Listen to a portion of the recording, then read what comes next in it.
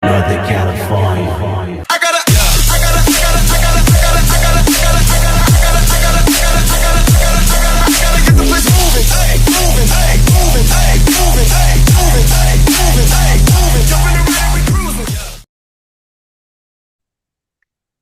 What's up, YouTube? It's me, the artisanmc, and today I'm going to review Andor episode 12, the finale. Now, I just finished watching this episode about 3 or 4 minutes ago, and forgive me if I look a little tired. It's late, 1 o'clock in the morning. Had a long day, and I was looking forward to this episode. I really was. And I was a bit anxious to see how they ended this because, in the realm of possibilities, it was almost unexpected how they could end this. This episode picks up with preparations being made for Marva Andor's funeral on Ferrix. And what you have is the cast of characters all coming together in one place. And I will say this episode did a good job of building the tension for all these characters coming together in the same place at the same time, looking pretty much for the same person.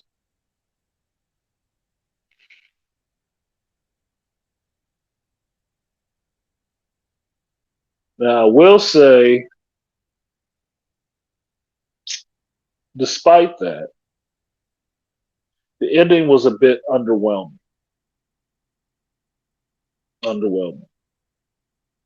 I can remember when I got to the end thinking that, well, that's it.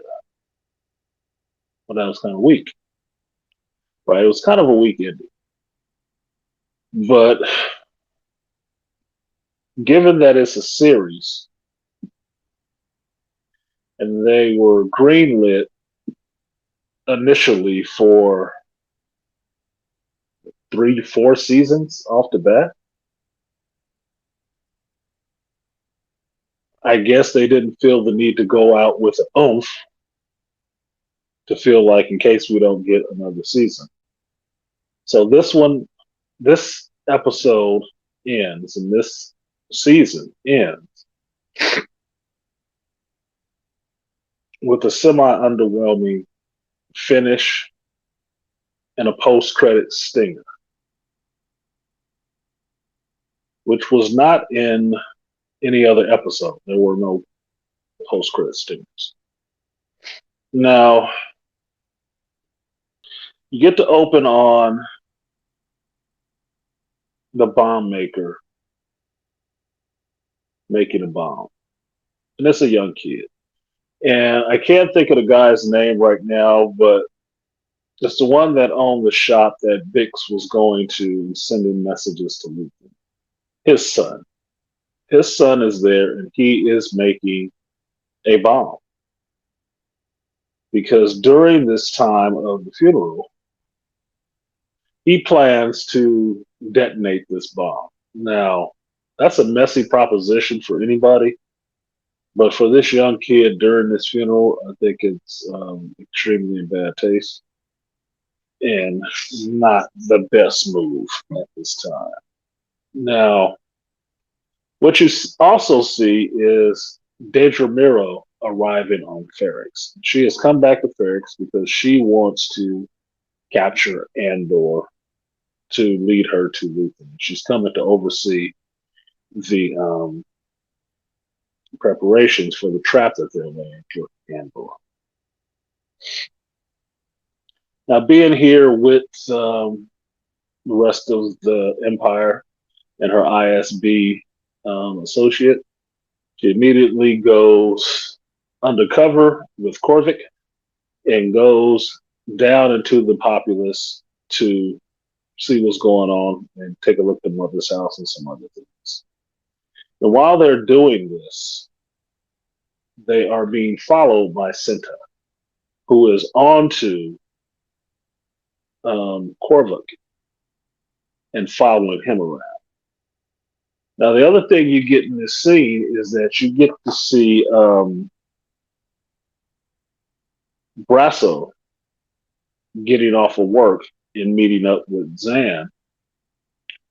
And Zan tells him in short order that Cassian knows about the funeral, that he talked to Cassian, told him about the funeral, and he best assumes that Cassian is on his way here.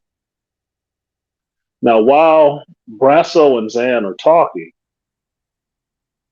another character, Narichi, is looking from the shadows. And this gives the impression that right now, Ferrix is crawling with spies and informants. Right? Everybody is looking around corners. It's like the corners have many eyes in this town now.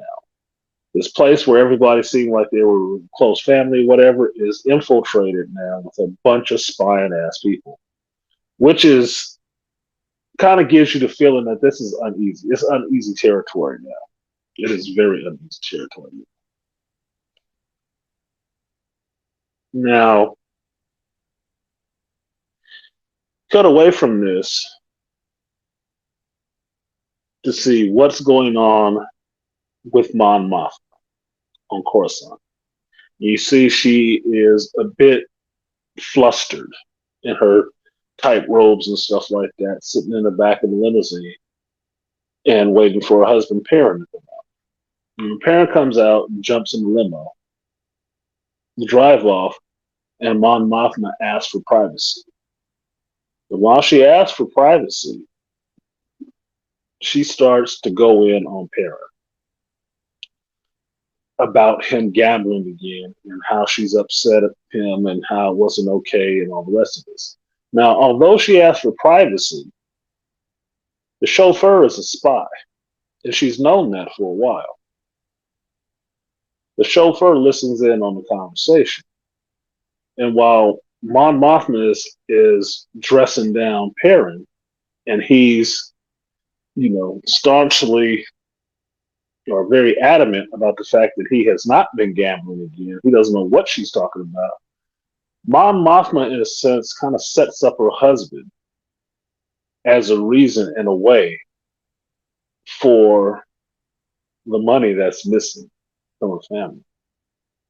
Now, I thought that was kind of shit. That was kind of a shit move. She basically threw her husband under the bus, in a sense, and tried to blame her misdeeds on him. Now, whether he knows that or not, I'm not sure. It could have been play acting that they both worked out, because if she goes down, he goes down too. Or it could just be her figuring out a way to get from under this debt and throwing it onto her husband as it's a gambling debt. Okay, maybe, but that's some bullshit. I thought that was really kind of shit. Like him or not, that's her husband. And doing that is very foul in my book. Now, you cut back to Ferrix and you see that Luton has arrived on Ferrix. Vale is on Ferrix. And Vale has a meeting with Cinta. So she is stuck into the apartment and she is there waiting on Cinta.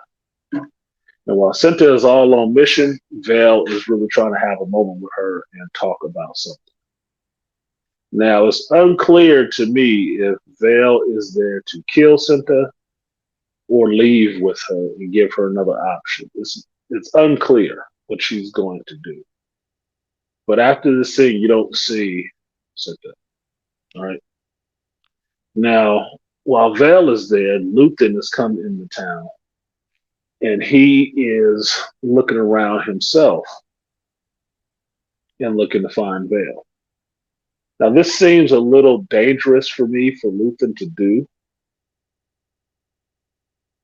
But although he wants Cassian killed,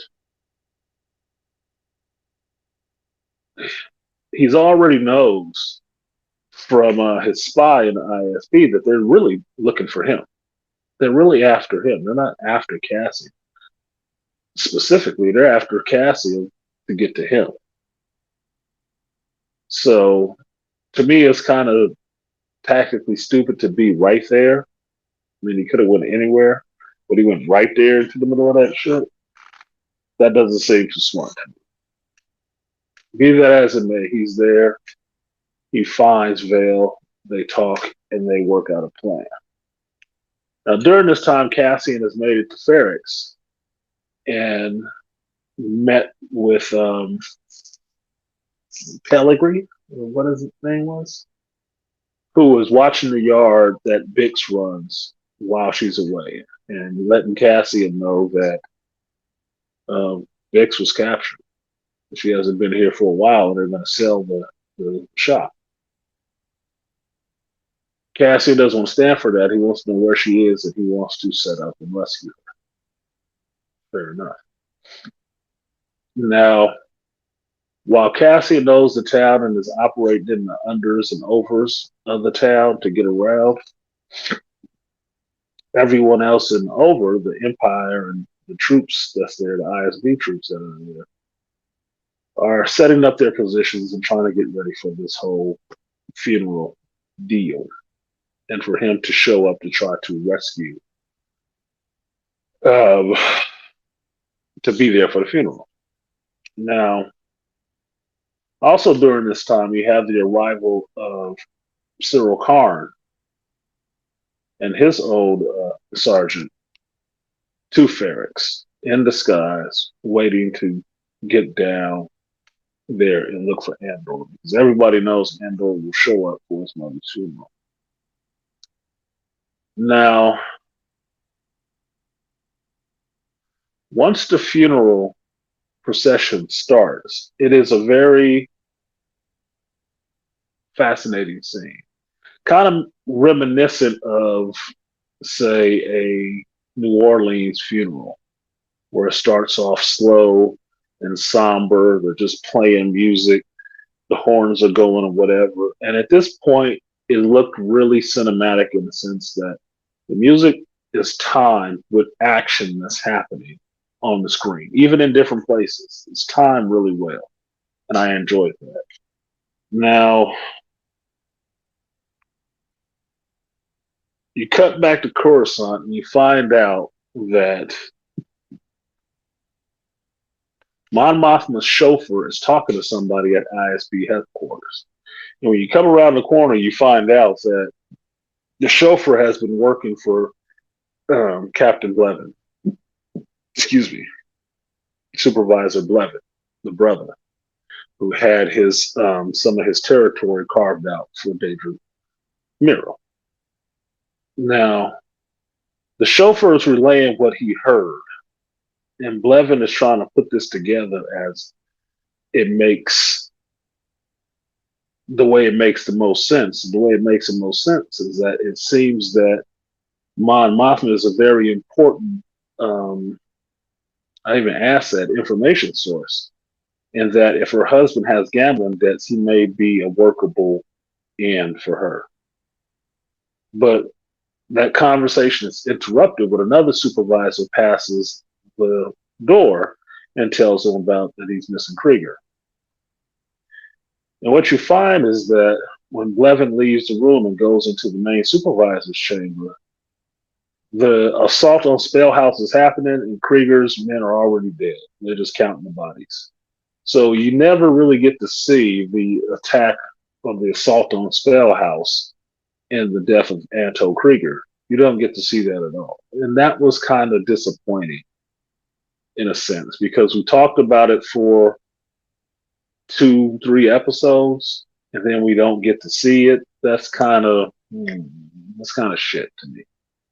Okay, I would have gone for a longer episode, a little longer. Could have just been a straight up hour or hour and 10 minutes to show me a little bit of the the Krieger um, death and how that went down, because those are 30 men.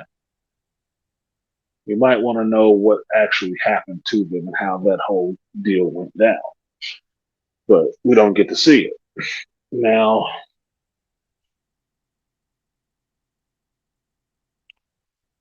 back on Ferrex, because this is where all the action is actually happening. The funeral is underway. You see Andor hiding in different spots, trying to get a view on everybody that's around and where how to get in to where Vix is. And what you find out is that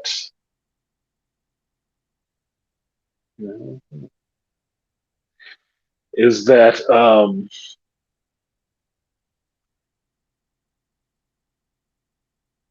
he spots the commander of the Empire troops there. He spots Daedra. He also spots Luther there in the crowd. And during this, he figures out his plan and what he needs to do, because he sort of figures out that he's there to kill him. He does. The fact that Luther is there means he's possibly his own life is in more danger than just the Empire. Now,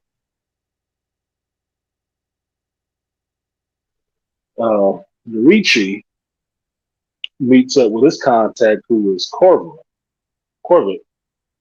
and he has information he wants to sell him. He wants to double that information because he got Zan drunk last night, and Zan basically told him that Cassian was alive, or intimated that Cassian was alive. Devises a plan and has Corvette arrest him and take him into the hotel, which they're using as their forward base on Ferrex. That the Empire is using for its forward base on Ferrex.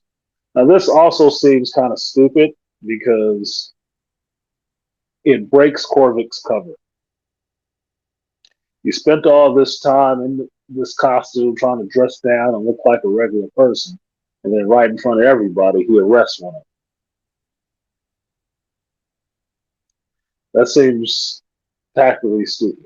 Okay, that just seems like you've blown your cover for what? One dingy ass brother.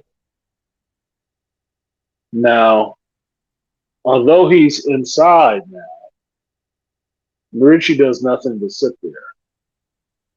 And Corbett starts looking and inspecting the other rooms in the building. Now, at this point, all the players are gathered, everybody is there. Empire gets a little antsy. And so they set up basically a police line, a riot line, to keep the funeral goers from getting too far. Now, at the front of this funeral steps out Brazo in this, I guess, Brothers of Ferrex garb, holding the brick, which is Marva. Her ashes mixed with the brick and turned into a brick. So it's like her tombstone.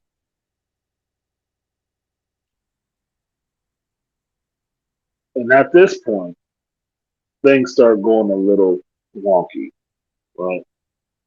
Now, B2 Emo has walked in the funeral procession himself and comes up behind Brasso and starts playing a recorded message from Marva. And in this message, Marva tells the people of Ferrex that they should fight the Empire. Now, when she recorded this, assumably she recorded it right before she died. And to me, I take it as Marva being a spark of rebellion here on Ferrex, convincing the people to rise up and fight against the Empire. Now, this agitates some of the Imperials, the commanders, and when the commander steps out from behind the riot lines to put his cloak over the projection of Marva down with the Empire and destroy the Empire, he kicks over B2 Emo, and that sparks off the whole shit. He's punched, he's beat up, Everybody starts fighting regular people versus Imperials. Now, as you can imagine, in a little shit show like this, Andor is taking advantage of it and moving into his position to go rescue Bix. But also, the young man from the beginning who was building the bomb finds a reason and a focus of throwing that bomb into a crowd of Imperials. And when he does that, the resultant explosion, though it kills Narichi, causes a distraction behind the riot line, flips over a speeder. The speeder was full of other bombs. They go off, and everybody is ducked down and, choking on smoke and stuff. But fighting is still going on. And the commander who initially kicked over B2EMO to stop the projection calls for all the soldiers to open fire and fire at will. And now the stormtroopers are massacring Phoenixians, however you want to say it, killing the people of this town. Now, this was a bit much for me, that these people were not armed in any form or fashion. And although they could have had some arms, at least more than the prisoners on Narkina 5, they had nothing but hands to throw at these Imperials, and they're on their own planet. I thought that was monumentally stupid as well. Now, for a brief minute, you cut back to Coruscant, and you see that Mon Mothma and Perrin are walking their daughter out the hall into another anteroom, which opens up, and you find Devin Scullin and his wife and his son there. And you see that Mon Mothma has agreed to allow her daughter to marry Devin Scullin's son, which by last episode they treated as it's the most terrible thing in the world that this young girl is getting to arrange married to an equally as young boy. But I don't see it as weird, but it's a galaxy far, far away. Let them have that little BS because it doesn't matter. Now you cut back to what's happening on Ferrix, and all hell is breaking loose. People are dying left, right, and center. And Cassian gets into the hotel and gets in the Bix room to try to rescue her. And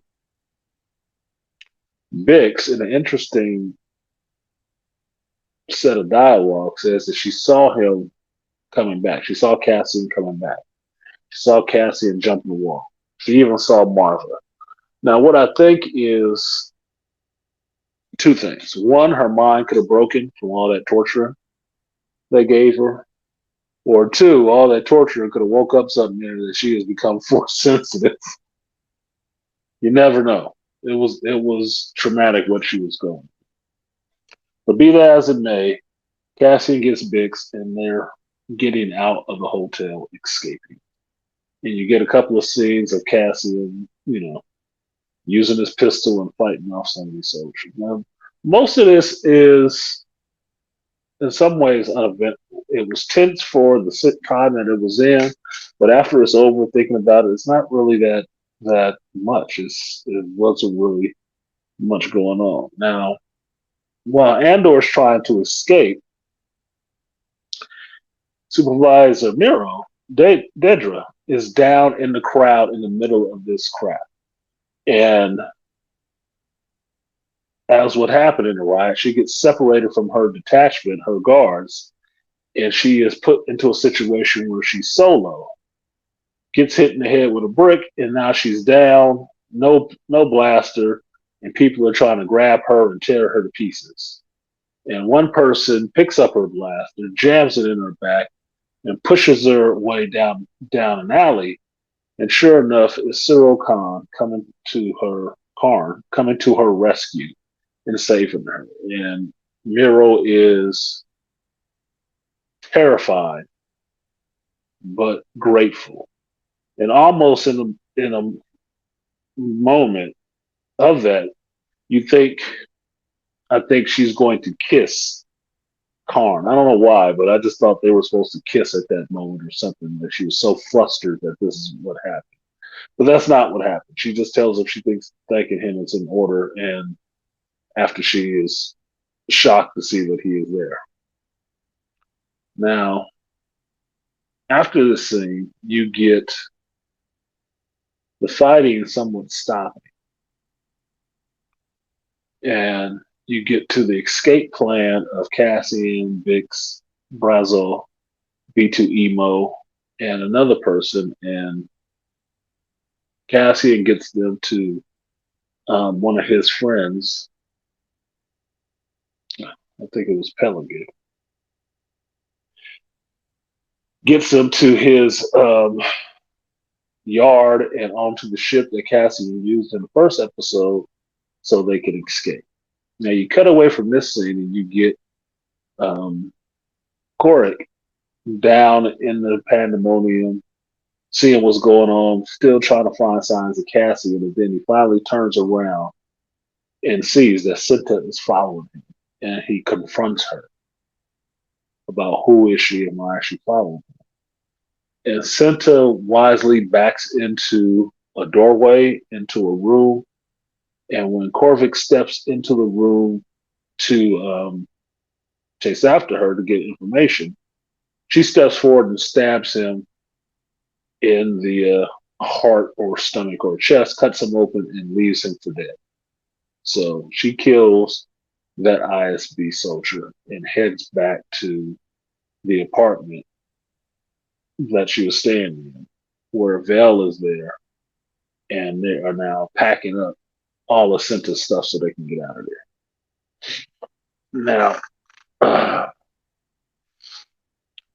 after all this pandemonium, Luton, who was once caught up in the blast, decides to leave, gets on his speeder bike and heads back to his ship.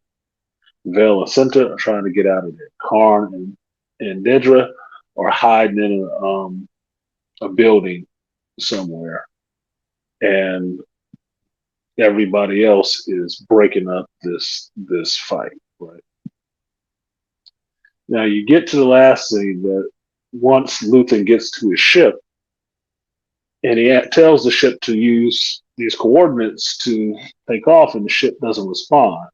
And while he's looking around the ship to see why it doesn't respond, out comes Cassian and tells Luke that he realizes that he was trying to kill him. And Luthen tells him he made it very difficult to do. So Cassian offers to make it easy on him, and he stands right there, leaving his gun within reach of Luthen's hand. And when Luthen picks up the gun, he tells him, "You can either take me, kill me, or take me with you." And what you're seeing at this point to me is kind of weak for his character. It's that he is lost.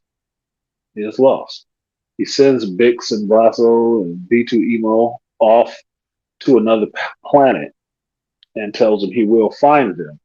But he goes, leaving his friends, he goes to Luthen and asks to join up with Luthen.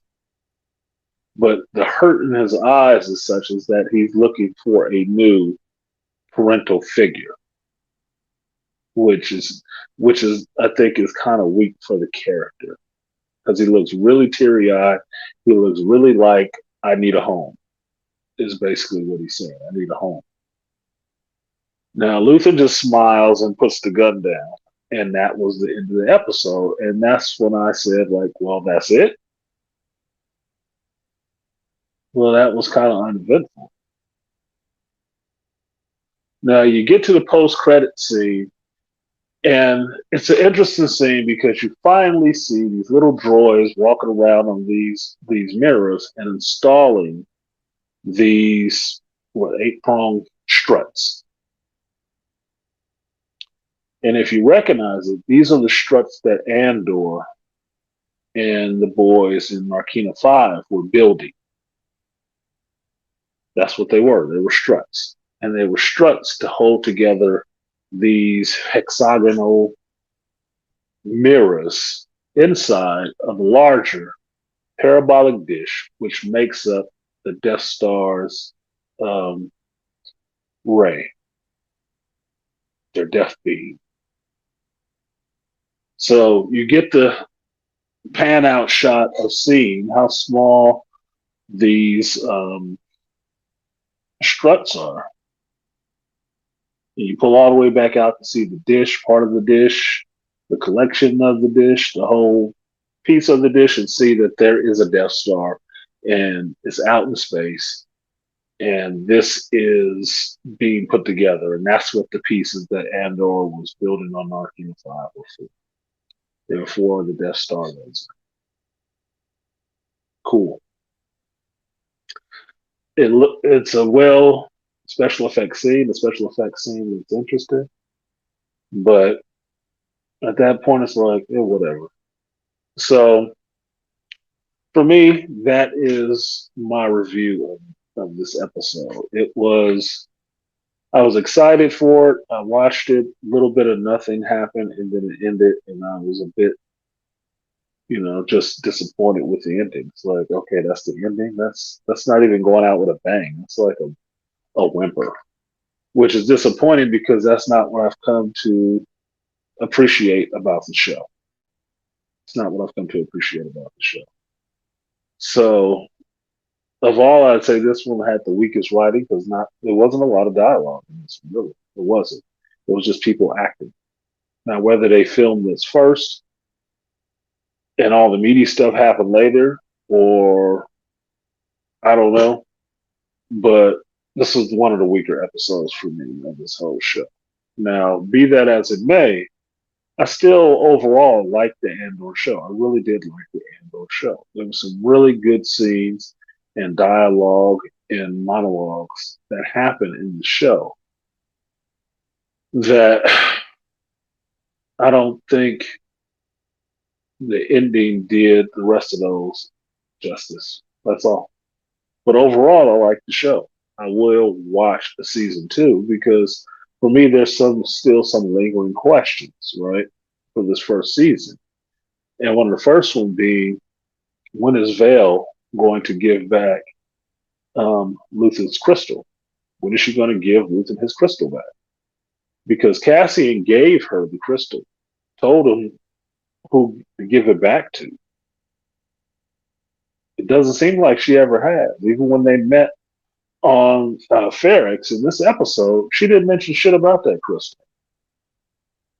Didn't give it back at all. So they have to pay off that in season 2 for me.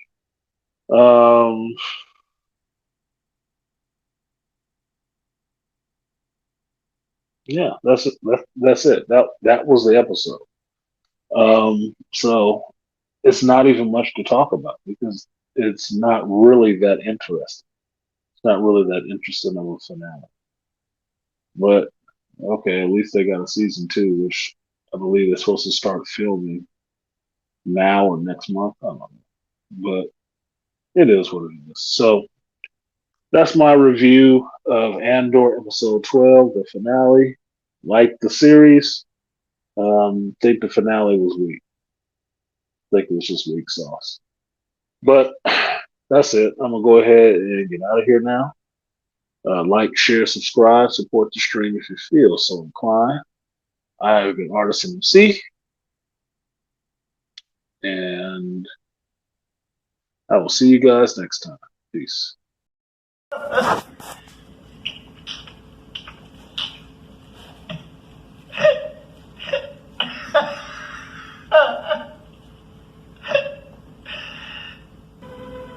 You want to talk to me? Think you're awake, but it's all an illusion.